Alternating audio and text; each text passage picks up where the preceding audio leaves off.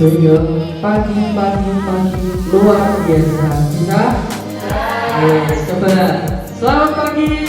Pagi luar biasa. Panjenengan saya Joyo Ibu, Pak. Saya mengucapkan terima kasih kepada Bapak Ibu guru yang sudah hadir di sini untuk mendengarkan presentasi atau pemaparan RTL saya, rencana tindak lanjut pembelajaran berbasis proyek.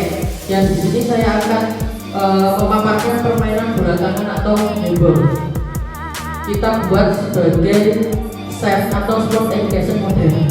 Yang di sini nanti rencana tindak lanjut saya akan membuat suatu pertandingan yang diselenggarakan dengan kelas 9 ya, untuk semua kelas 9. Ini adalah tugas akhir saya di sini dalam pembelajaran PJOK atau Desiminasi PKD Kabupaten Kediri.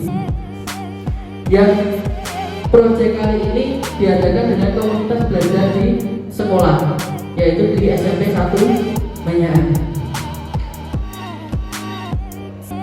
Tema yang saya ambil adalah bola tangan. Yang seperti apa yang kita ketahui pada waktu anak-anak memainkan bola tangan, semua merasa senang karena permainan bola tangan ini adalah permainan yang bukan sering atau kurang didengar dengan kalangan siswa-siswi, karena permainan bola tangan ini jarang sekali digunakan kepada guru olahraga. Nah, hari ini saya akan memaparkan materi untuk pembelajaran berbasis proyek permainan bola tangan atau handball. Di sini adalah latar belakang. Pembelajaran bola tangan seringkali dianggap menarik bagi siswa. Penelitian menunjukkan bahwa pembelajaran berbasis proyek dapat meningkatkan motivasi dan keterlibatan siswa dalam proses pembelajaran. Oleh karena itu, rencana ini bertujuan mengembangkan pembelajaran berbasis proyek dengan pendekatan sport education untuk meningkatkan minat dan pemahaman siswa terhadap permainan bola tangan. Dari penerapan pembelajaran proses ini dalam kegiatan bola tangan adalah untuk memberikan pengalaman yang lebih kepada siswa-siswi secara menyeluruh tentang kolaboratif dan terhubung langsung dengan kehidupan nyata. Jadi proses berbasis proyek ini mengintegrasi kerjasama tim, kepemimpinan, dan perorganisasian acara. Jadi yang saya maksud SEM itu tadi adalah sebagai pengorganisasian acara, karena SEM itu termasuk dalam suatu pertandingan yang nantinya di sana ada ketua, wakil ketua, penanggung jawab dan lain sebagainya.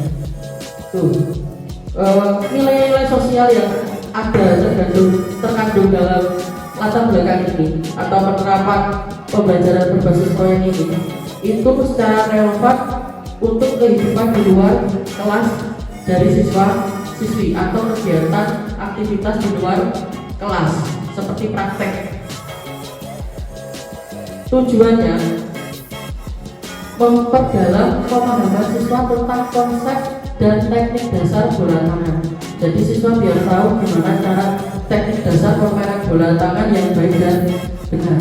Yang kedua, meningkatkan keterampilan motorik siswa melalui aktivitas permainan.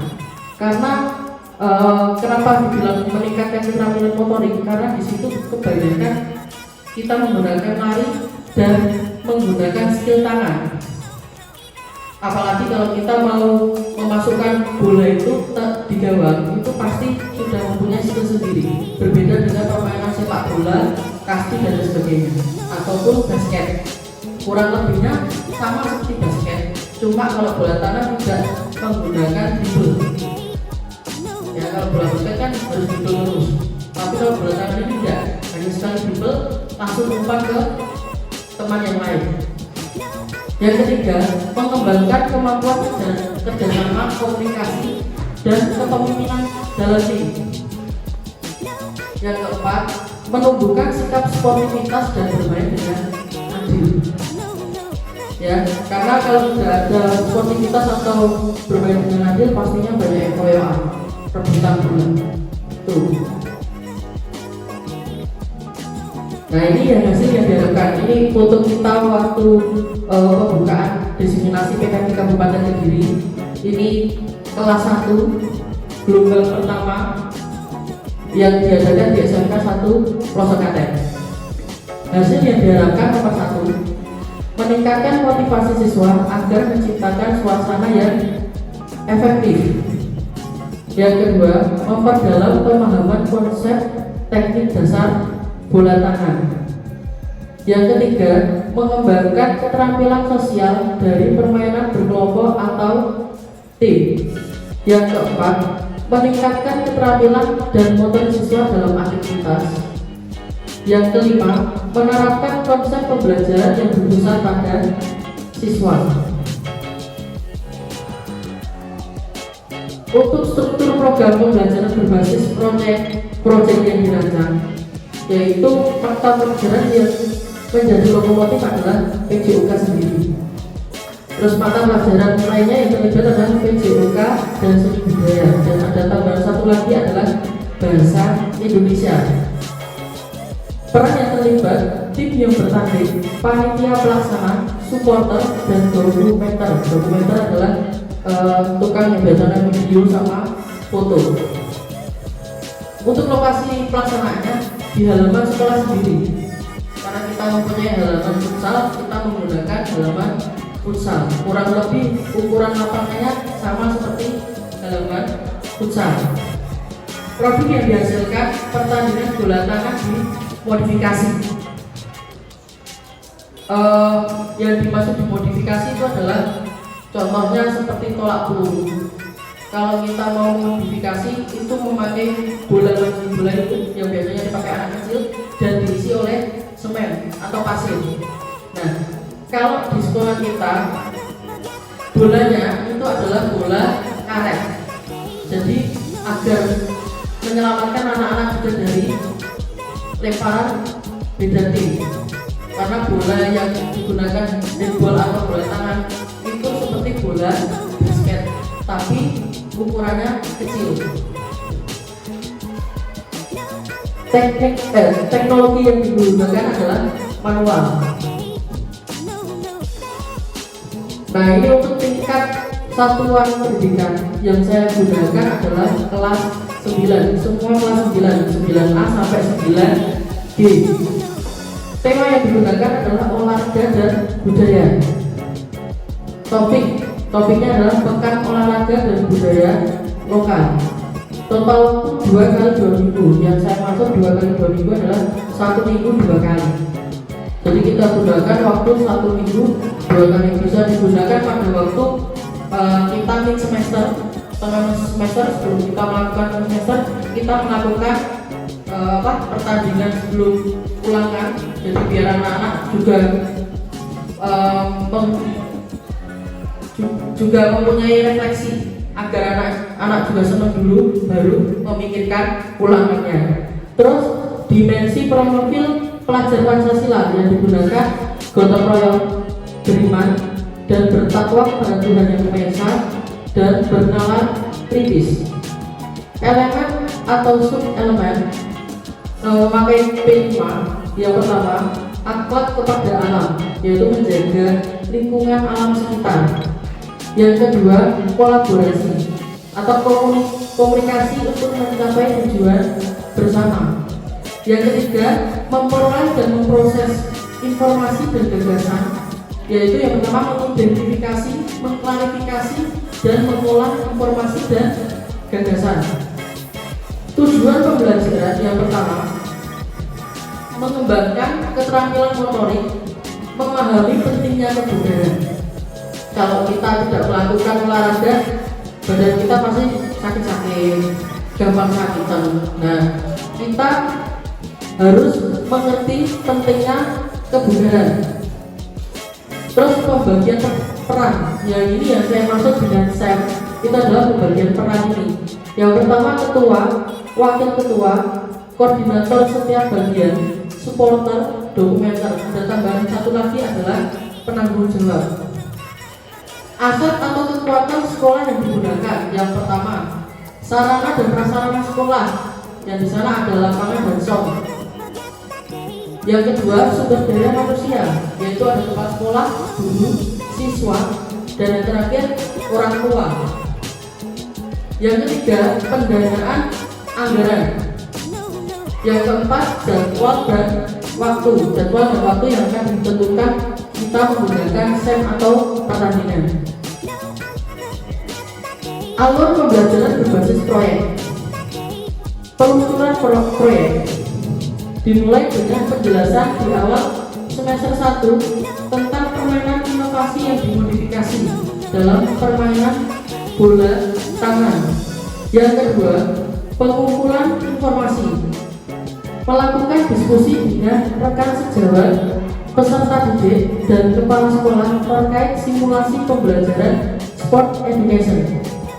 Yang ketiga, pengembangan dan umpan balik. Menganalisis kekurangan dan kelebihan yang telah dilakukan dengan melibatkan siswa, rekan sejawat, dan orang tua dari program yang telah dilaksanakan atau digunakan. Yang keempat, presentasi. Pemaparan kepada semua elemen yang ada di sekolah terkait kegiatan yang akan dilakukan atau pembagian peran yang tadi saya bilang ada ketua, wakil, penanggung jawab, dan lain sebagainya.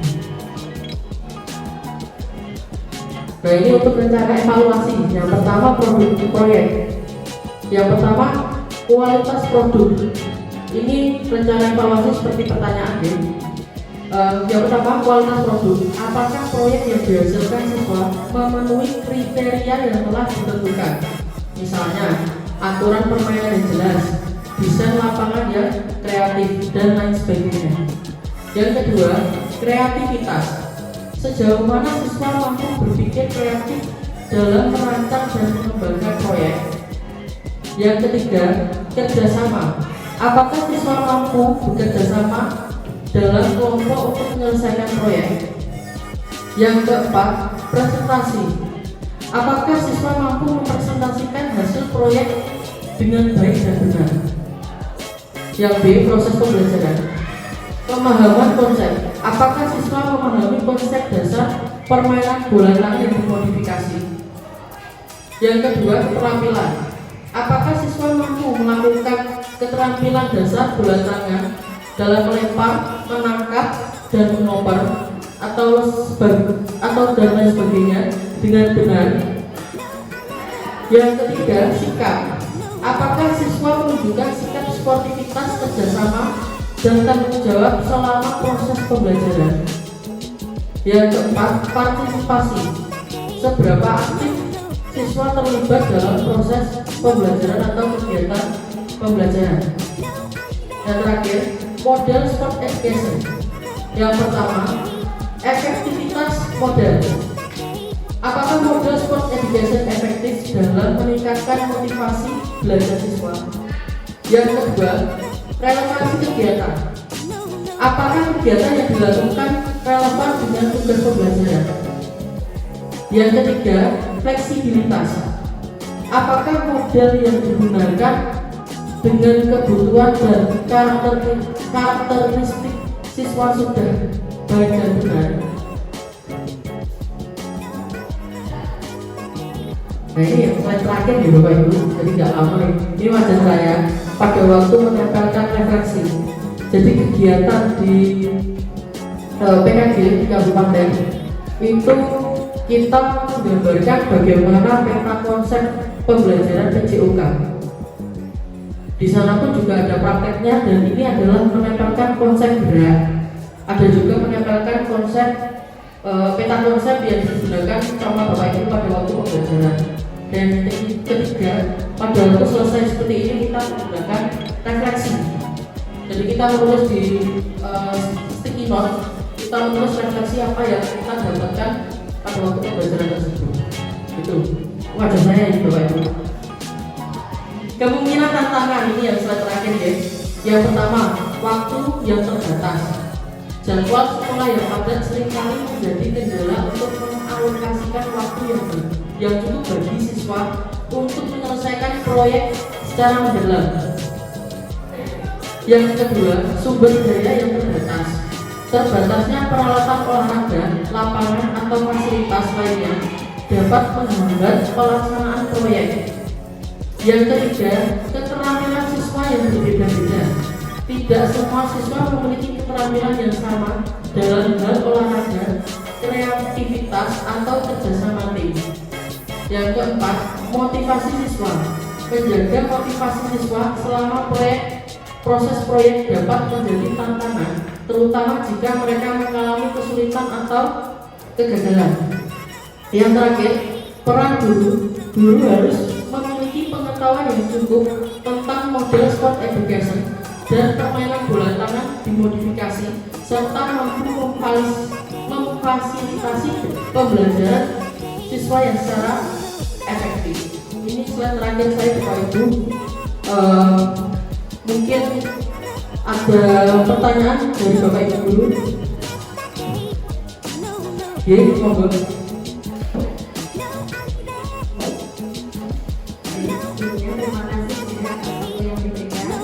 Perkenalkan, saya Bu Iva. Saya di sini mengajar bimbingan dan konseling.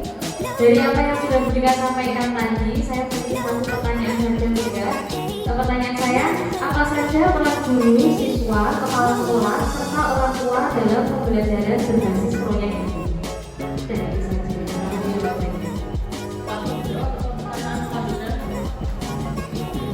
Langsung dijawab ya. Terima kasih Diva atas pertanyaannya. Jadi apa saja peran guru, siswa, kepala sekolah serta orang tua dalam pembelajaran berbasis proyek? Yang pertama, siswa itu adalah pelaku utamanya. Kalau nggak ada siswa, siapa yang main? Sak guru. Karena ini karena saya buatnya adalah saya kelas 9, jadi yang mempunyai DW adalah kelas 9. Guru sebagai pendamping dari komunitas dan mendampingi siswa-siswi melaksanakan program tersebut. Jadi peran guru dan peran siswa berbeda. Kalau siswa peran pelaku utama, kalau guru hanya mendampingi. Kalau kepala sekolah itu adalah sebagai penanggung jawab. Oke.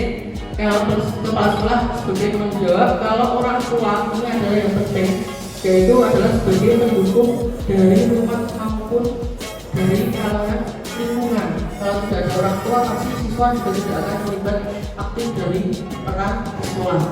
Itu Bapak Ibu dulu. Mungkin ada pertanyaan lagi? Monggo. Perkenalkan, nama saya Lutfiana Julianti. Saya mengajar seni budaya. Pertanyaan saya adalah, kenapa harus melibatkan 3 mata pelajaran PJUK, seni budaya, dan bahasa Indonesia dalam pembelajaran berbasis proyek? Terima kasih Bu Vivi. Saya langsung jawab ya. Kenapa harus ada 3 elemen, yaitu dari PJUK, seni budaya, sama bahasa Indonesia? Kalau dalam PJUK itu fokusnya ke dalam keterampilan fisik maupun sosial. Yang dimaksudkan adalah kegiatan di luar kelas yang bersifat fisik, yaitu permainan atau olahraga yang mendorong siswa agar terlibat secara aktif. Terus yang kedua, relevansi dalam pengorganisasian acara. Yang sudah saya sebutkan adalah siswa sebagai pelaku utama. Ya, kegiatan olahraga menjadi bagian dari acara tersebut. Jadi meningkatkan keterampilan siswa itu menjadi manajemen kegiatan fisik atau pengaturan kelompok secara tim, bukan individu ya. Karena satu kelompok atau satu tim itu terlibat 6-7 orang. Cuma ada cadangannya, ada yang pelaku utamanya. Tuh. Terus yang kedua, untuk seni budaya sendiri itu adalah mengembangkan kreativitas. Kegiatan ini relevan dalam pengorganisasian secara efektif, yaitu contohnya seperti dekorasi. Jadi kita memeriahkan acara di lapangan tidak hanya tempat duduk, orang-orang berburu, tapi di situ ada mungkin ada balon atau ada yang supporter dan sebagainya. Itu adalah kreativitas. Jadi contoh murid, beberapa murid diajukan hanya 5 orang membuat supporter untuk kelas berapa, untuk acara apa, gitu ya. Terus yang kedua, memupuk apresiasi terhadap budaya dengan adanya elemen tersebut, seni dan budaya siswa belajar menghargai warisan budaya, mengembangkan kemampuan artistik yang saya maksud tadi ya, gambar-gambar itu nanti dibuat poster. Terus yang ketiga dalam bahasa Indonesia. Kenapa saya menggunakan bahasa Indonesia? Karena yang satu, komunikasi dari literasi tersebut. Yang kedua, peningkatan keterampilan naratif. Misalnya membuat cerita atau narasi untuk menyampaikan ide atau gagasannya sendiri. Mungkin itu yang bisa saya jawab dari kita ini. Mungkin ada kritik, saran atau tambahan pertanyaan?